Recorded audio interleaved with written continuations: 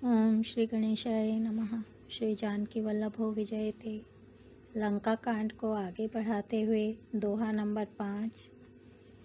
बांध्यो बन निधि नीर निधि जलधि सिंधु पारीस सत्य तोय निधि कंपति उदधि पयोधि नदीस सियापति राम जय जय राम। मेरे प्रभु राम जय जय राम। वन निधि नीर निधि जलधि सिंधु वारिश तोय निधि कंपति उदधि पयोधि नदीश को क्या सचमुच ही बांध लिया। फिर अपनी व्याकुलता को समझकर ऊपर से हंसता हुआ भय को भुलाकर रावण महल को गया। जब मंदोदरी ने सुना कि प्रभु श्री राम जी आ गए हैं और उन्होंने खेल में ही समुद्र को बंधवा लिया है, तब वह हाथ पकड़कर पति को अपने महल में लाकर परम मनोहर वाणी बोली। चरणों में सिर नवाकर उसने अपना आंचल पसारा और कहा, हे प्रियतम, क्रोध त्याग कर मेरा वचन सुनिए। हे नाथ, वैर उसी के साथ करना चाहिए जिससे बुद्धि और बल के द्वारा जीता सके। आप में और श्री रघुनाथ जी में निश्चय ही कैसा अंतर है, जैसा जुगनू और सूर्य में। जिन्होंने विष्णु रूप से अत्यंत बलवान मधु और कैटभ दैत्य मारे और वाराह और नृसिंह रूप से महान शूरवीर दिति के पुत्रों हिरण्याक्ष और हिरण्यकशिपु का संहार किया। जिन्होंने वामन रूप से बलि को बांधा और परशुराम रूप से सहस्रबाहु को मारा, वे ही भगवान पृथ्वी का भार हरण करने के लिए राम रूप में अवतीर्ण प्रकट हुए हैं। हे नाथ, उनका विरोध न कीजिए, जिनके हाथ में काल कर्म और जीव सभी हैं।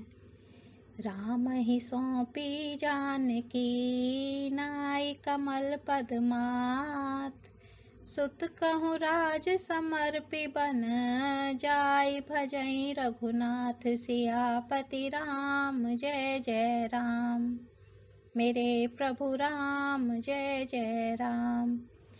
श्री राम जी के चरण कमलों में सिर नवाकर उनकी शरण में जाकर उनको जानकी जी सौंप दीजिए और आप पुत्र को राज्य देकर वन में जाकर श्री रघुनाथ जी का भजन कीजिए।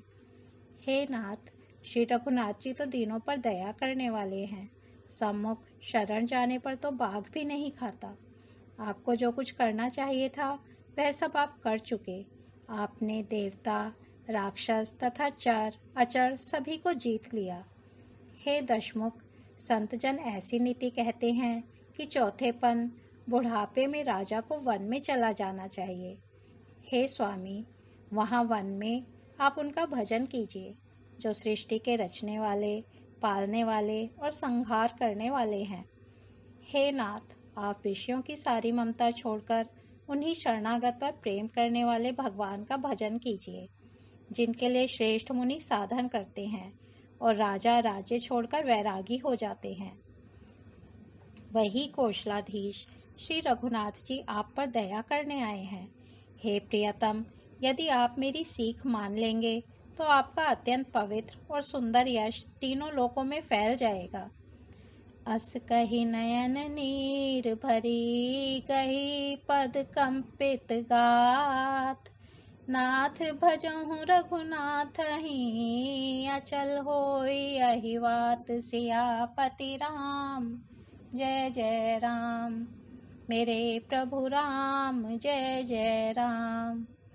ऐसा कहकर नेत्रों में करुणा का जल भरकर और पति के चरण पकड़कर कांपते हुए शरीर से मंदोदरी ने कहा, हे नाथ, श्री रघुनाथ जी का भजन कीजिए जिससे मेरा सुहाग अचल हो जाए। तब रावण ने मंदोदरी को उठाया और वह दुष्ट उससे अपनी प्रभुता कहने लगा। हे प्रिय, सुन, तूने व्यर्थ ही भय मान रखा है। बता तो, जगत में मेरे समान योद्धा है कौन? वरुण, कुबेर, पवन, यमराज आदि सभी दिक्पालों को तथा काल को भी मैंने अपनी भुजाओं के बल से जीत रखा है। देवता, दानव और मनुष्य सभी मेरे वश में हैं। फिर तुझको यह भय किस कारण उत्पन्न हो गया? मंदोदरी उसे बहुत तरह से समझाकर कहती है, किंतु रावण ने उसकी एक भी बात न सुनी और वह फिर सभा में जाकर बैठ गया। मंदोदरी ने हृदय में ऐसा जान लिया कि काल के वश होने से पति को अभिमान हो गया है। सभा में आकर उसने मंत्रियों से पूछा कि शत्रु के साथ किस प्रकार से युद्ध करना होगा। मंत्री कहने लगे, हे राक्षसों के नाथ, हे प्रभु, सुनिए, आप बार बार क्यों पूछते हैं? कहिए तो, ऐसा कौन सा बड़ा भय है जिसका विचार किया जाए? भय की बात ही क्या है? मनुष्य और वानर, भालू तो हमारे भोजन की सामग्री हैं। सबके वचन श्रवण सुनी, कह प्रहस्त कर जोरी, नीति विरोध न करिए, प्रभु मंत्र ही मति अति थोरी, सियापति राम जय जय राम। मेरे प्रभु राम जय जय राम। कानों से सबके वचन सुनकर रावण का पुत्र प्रहस्त हाथ जोड़कर कहने लगा, हे प्रभु, नीति के विरुद्ध कुछ भी करना सही नहीं है। मंत्रियों में बहुत ही थोड़ी बुद्धि है। ये सभी मूर्ख, खुशामदी मंत्री, ठकुर सुहाती मुंह देखी कह रहे हैं। हे नाथ, इस प्रकार की बातों से पूरा नहीं पड़ेगा। एक ही बंदर समुद्र लांघ कर आया था। उसका चरित्र सब लोग अब भी मन ही मन गाया करते हैं, स्मरण किया करते हैं। उस समय तुम लोगों में से किसी को भूख न थी क्या? बंदर तो तुम्हारा भोजन ही है, फिर नगर जलाते समय उसे पकड़कर क्यों नहीं खा लिया? इन मंत्रियों ने स्वामी आपको ऐसी सम्मति सुनाई है जो सुनने में अच्छी है, पर जिससे आगे चलकर दुख पाना होगा। जिसने खेल ही खेल में समुद्र बंधा लिया और जो सेना सहित सुबेल पर्वत पर आ उतरा, हे भाई, कहो वह मनुष्य है जिसे कहते हो कि हम खा लेंगे? सब गाल फुला फुलाकर पागलों की तरह वचन कह रहे हैं। हे तात, मेरे वचनों को बहुत आदर से, बड़े गौर से सुनिए। मुझे मन में कायर ना समझ लीजिएगा। जगत में ऐसे मनुष्य झुंड के झुंड बहुत अधिक हैं जो प्यारी, मुंह पर मीठी लगने वाली बात ही सुनते और कहते हैं। हे प्रभु, सुनने में कठोर परंतु परिणाम में परम हितकारी वचन जो सुनते और कहते हैं, वे मनुष्य बहुत ही थोड़े हैं। नीति सुनिए, उसके अनुसार पहले दूत भेजिए और फिर सीता को देकर श्री राम जी से प्रीति मेल कर लीजिए। नारी पाए फिर जाहि जो, तो न बढ़ाइए रार, नाहि तसन मुख समर मही, तात करई हठि मारी, सियापति राम जय जय राम। मेरे प्रभु राम जय जय राम। यदि वे स्त्री पाकर लौट जाएं, तब तो व्यर्थ झगड़ा न बढ़ाइए, नहीं तो यदि ना फिरें तो हे तात, सम्मुख युद्ध भूमि में उनसे हठ पूर्वक डटकर मारकाट कीजिए। हे प्रभु, यदि आप मेरी यह सम्मति मानेंगे तो जगत में दोनों ही प्रकार से आपका सुयश होगा। रावण ने गुस्से में भरकर पुत्र से कहा, अरे मूर्ख, तुझे ऐसी बुद्धि किसने सिखाई? अभी से हृदय में संदेह, भय हो रहा है। हे पुत्र, तू तो बांस की जड़ में घमोई हुआ। तू मेरे वंश के अनुकूल या अनुरूप नहीं हुआ। पिता की अत्यंत घोर और कठोर वाणी सुनकर प्रहस्त ये कड़े वचन कहता हुआ घर को चला गया। हित की सलाह आपको कैसे नहीं लगती? आप पर कैसे असर नहीं करती? जैसे मृत्यु के वश हुए रोगी को दवा नहीं लगती। संध्या का समय जानकर रावण अपनी 20 भुजाओं को देखता हुआ महल को चला। लंका की चोटी पर एक अत्यंत विचित्र महल था। वहां नाच गाना का अखाड़ा जमता था। रावण उस महल में जाकर बैठ गया। किन्नर उसके गुण समूहों को गाने लगे। ताल, करताल, पखावज, मृदंग और वीणा बज रहे हैं। नृत्य में प्रवीण अप्सराएं नाच रही हैं। सुना सिर सत सरिस सो, संतत करई बिलास, परम प्रबल रिपुशीस पर, तद्यपि सोच न त्रास, सियापति राम जय जय राम। मेरे प्रभु राम जय जय राम। वह निरंतर सैकड़ों इंद्रों के समान भोग विलास करता रहता है। यद्यपि श्री राम जी सरीखा अत्यंत प्रबल शत्रु सिर पर है, फिर भी उसको ना तो चिंता है और न डर ही है। यहाँ श्री रघुवीर सुबेल पर्वत पर सेना की बड़ी भीड़ बड़े समूह के साथ उतरे। पर्वत का एक बहुत ऊंचा, परम रमणीय, समतल और विशेष रूप से उज्जवल शिखर देखकर वहां लक्ष्मण जी ने वृक्षों के कोमल पत्ते और सुंदर फूल अपने हाथों से सजाकर बिछा दिए। उस पर सुंदर और कोमल मृगछाला बिछा दी। उसी आसन पर कृपालु श्री राम जी विराजमान थे। प्रभु श्री राम जी वानरराज सुग्रीव की गोद में अपना सिर रखे हैं। उनकी बाईं ओर धनुष तथा दाहिनी ओर तरकस रखा है। वे अपने दोनों कर कमलों से बाण सुधार रहे हैं। विभीषण जी कानों से लगकर सलाह कर रहे हैं। परम भाग्यशाली अंगद और हनुमान अनेकों प्रकार से प्रभु के चरण कमलों को दबा रहे हैं। लक्ष्मण जी कमर में तरकस कसे और हाथों में धनुष बाण लिए वीरासन से प्रभु के पीछे सुशोभित हैं। एहि विधि कृपा रूप गुण धाम राम आसीन, धन्य ते नर एहि ध्यान जे रहत सदा लैलीन। पूरब दिशा बिलो की प्रभु देखा उदित मयंक, कहत सबहि देखहु ससिहि मृगपति सरिस असंक। सियापति राम जय जय राम। मेरे प्रभु राम जय जय राम। इस प्रकार कृपा, रूप, सौंदर्य और गुणों के धाम श्री राम जी विराजमान हैं। वे मनुष्य धन्य हैं जो सदा इस ध्यान में लौ लगाए रहते हैं। पूर्व दिशा की ओर देखकर प्रभु श्री राम जी ने चंद्रमा को उदय हुआ देखा। तब वे सबसे कहने लगे, चंद्रमा को तो देखो, कैसा सिंह के समान निडर है। पूर्व दिशा रूपी पर्वत की गुफा में रहने वाला अत्यंत प्रताप, तेज और बल की राशि यह चंद्रमा रूपी सिंह अंधकार रूपी मतवाले हाथी के मस्तक को विदीर्ण करके आकाश रूपी वन में निर्भय विचर रहा है। आकाश में बिखरे हुए तारे मोतियों के समान हैं, जो रात्रि रूपी सुंदर स्त्री के श्रृंगार हैं। प्रभु ने कहा, भाइयों, चंद्रमा में जो कालापन है वह क्या है? अपनी अपनी बुद्धि के अनुसार कहो।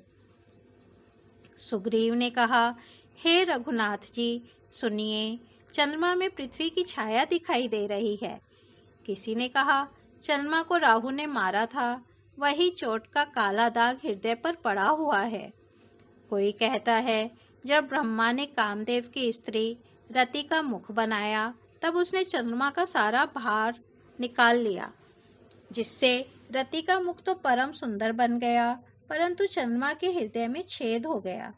वही छेद चंद्रमा के हृदय में वर्तमान है, जिसकी राह से आकाश की काली छाया उसमें दिखाई पड़ती है। प्रभु श्री राम जी ने कहा, विष चंद्रमा का बहुत प्यारा भाई है, इसी से उसने विष को अपने हृदय में स्थान दे रखा है। विषयुक्त और किरण समूह को फैलाकर वह वियोगी नर नारियों को जलाता रहता है। कह हनुमंत सुनहु प्रभु, ससि तुम्हार प्रिय दास। तब मूरति विदुर बसती, सोई श्यामता भास। सियापति राम जय जय राम। मेरे प्रभु राम जय जय राम। हनुमान जी ने कहा, हे प्रभु सुनिए, चंद्रमा आपका प्रिय दास है।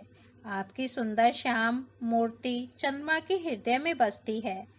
वही श्यामता की झलक चंद्रमा में है। पवन तनय के बचन सुनी, बिहसे राम सुजान। दक्षिण दिशि अवलोकी, प्रभु बोले कृपा निधान। सियापति राम जय जय राम। मेरे प्रभु राम जय जय राम। पवन पुत्र हनुमान जी के वचन सुनकर सुजान श्री राम जी हंसे। फिर दक्षिण की ओर देखकर कृपा निधान प्रभु बोले, हे विभीषण, दक्षिण दिशा की ओर देखो, बादल कैसा घुमड़ रहा है और बिजली चमक रही है। भयानक बादल मीठे मीठे हल्के हल्के स्वर से गरज रहा है, कहीं कठोर ओलों की वर्षा न हो। विभीषण बोले, हे कृपालु, सुनिए, यह ना तो बिजली है ना बादलों की घटा। लंका की चोटी पर एक महल है। दशग्रीव रावण वहां नाच गान का अखाड़ा देख रहा है। रावण ने सिर पर मेघडंबर, बादलों के डंबर जैसा विशाल और काला छत्र धारण कर रखा है। वही मानो बादलों की अत्यंत काली घटा है। मंदोदरी के कानों में जो कर्णफूल हिल रहे हैं, हे प्रभु, वही मानो बिजली चमक रही है। हे देवताओं के सम्राट, सुनिए, अनुपम ताल और मृदंग बज रहे हैं। वही मधुर गर्जन ध्वनि है। रावण का अभिमान समझकर प्रभु मुस्कुराए। उन्होंने धनुष चढ़ाकर उस पर बाण का संधान किया। छत्र मुकुट तांटक तब हते कहीं बाण, सबके देखत मही परे मरम न को जान। अस कौतुक करि राम सर, प्रबिसेउ आई निशांग। रावण सभा सशंक सब, देखि महारस भंग। सियापति राम जय जय राम, मेरे प्रभु राम जय जय राम। और एक ही बाण से रावण के छत्र, मुकुट और मंदोदरी के कर्णफूल काट गिराए। सबके देखते देखते वे जमीन पर आ पड़े, पर इसका भेद किसी ने नहीं जाना। ऐसा चमत्कार करके श्री राम जी का बाण वापस आकर फिर तरकस में जा घुसा। यह महान रसभंग, रंग में भंग देखकर रावण की सारी सभा भयभीत हो गई। न भूकंप हुआ, न बहुत जोर की हवा आंधी चली, न कोई अस्त्र शस्त्री नेत्रों से देखे। फिर ये छत्र, मुकुट और कर्णफूल कैसे कटकर गिर पड़े? सभी अपने अपने हृदय में सोच रहे हैं कि यह बड़ा भयंकर अपशकुन हुआ। सभी को सभा में भयभीत देखकर रावण ने हंसकर युक्ति रचकर ये वचन कहे, सिरों का गिरना भी जिसके लिए निरंतर शुभ होता रहा है, उसके लिए मुकुट का गिरना अपशकुन कैसा? अपने अपने घर जाकर सो रहो, डरने की कोई बात नहीं है। तब सब लोग सिर नवाकर घर गए। जब से कर्णफूल पृथ्वी पर गिरा, तब से मंदोदरी के हृदय में सोच बस गया। सजल नयन कहा जुग कर जोरी, सुनहु प्राणपति बिनती मोरी। राम सिया राम जय जय राम। राम सिया राम जय जय राम। कंत राम विरोध परिहरहु, जानि मनुज जनि हठ मन धरहु। राम सिया राम जय जय राम। राम सिया राम जय जय राम। नेत्रों में जल भरकर, दोनों हाथ जोड़कर वह रावण से कहने लगी, हे प्राणनाथ, मेरी विनती सुनिए। हे प्रियतम, श्री राम से विरोध छोड़ दीजिए। उन्हें मनुष्य जानकर मन में हठ न पकड़े रहिए। ओ मंगल भवन अमंगल हारी, द्रबहु सो दशरथ अजेर बिहारी। राम सिया राम जय जय राम। राम सिया राम जय जय राम। आज लंका कांड को यहीं विराम देते हैं, कल इसके आगे बढ़ेंगे। धन्यवाद।